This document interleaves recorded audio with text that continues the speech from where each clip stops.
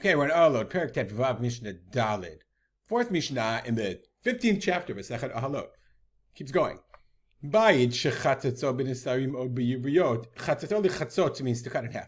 So you didn't cut it in half, you put a divider. Okay, you put a divider, you divided the house b'nisarim with beams or b'yivriyot, or with yivriyot are tapestries. It'd be our piece of cloth. Minas dadim or mina karod, either from the side or from the korot, from the roof. Meaning you built a side partition or a roof partition. Then says the Mishnah, Tum'ah ba'bayit. If there's tum in the house, kelim shemechatzatz torim. Kelim on the side, on the side part of the partition are tahor. Tum'ah b'chatzatz. If there's tum'ah in the partition, kelim shebebayit tmeim. Why? Because as we said, sof tum'ah latzeh. Let's look at the way he draws it. Where you have nisarim, then you put a partition here. It's interesting. I would have put the partition here, but you made a partition, or you had yiriyot. These are the curtains, I guess that would be the word. Let's make it a little bigger, okay? Or you did it as a roof. You put like a roof on top. You made a partition, okay? And then so says the Mishnah. That's what we said. If there's tuma b'bayit kelim shebechatzas torim. Let's go to the next picture. Tuma if there's tuma in the house. Where we are, that's in the previous Mishnah. Sorry, here we go. Tuma in the house, kelim over here are tehorim. Now it's interesting that he draws it, and this is a question I have. I have to look. I don't really know what the answer is. The Mishnah doesn't say how large the partition must be, and I would have drawn it like here, like a mechitza, chatzatz. So yiriot. Do they have to go all the way to the ceiling? Do we assume they have to go all the way up? How high do they have to go? It reminds me very, very much. Right now, if you're watching this, when I made it, we're still in the middle of the crazy pandemic, the corona pandemic. God willing, you'll be watching this after it's over. And you walk into shuls nowadays, and there's partitions.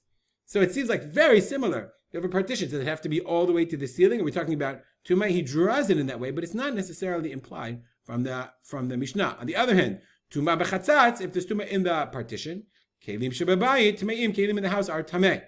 Kelim shebechatzatz, if there's kelim in the chatzatz, then the Mishnah says, im yeshem poteach tefach. That's why he draws it small, because it depends how big it is. If it has a poteach tefach, if there's room of a tefach tameim, v'im lav, and if there's not a poteach tefach, tehorim. Now, real question is why?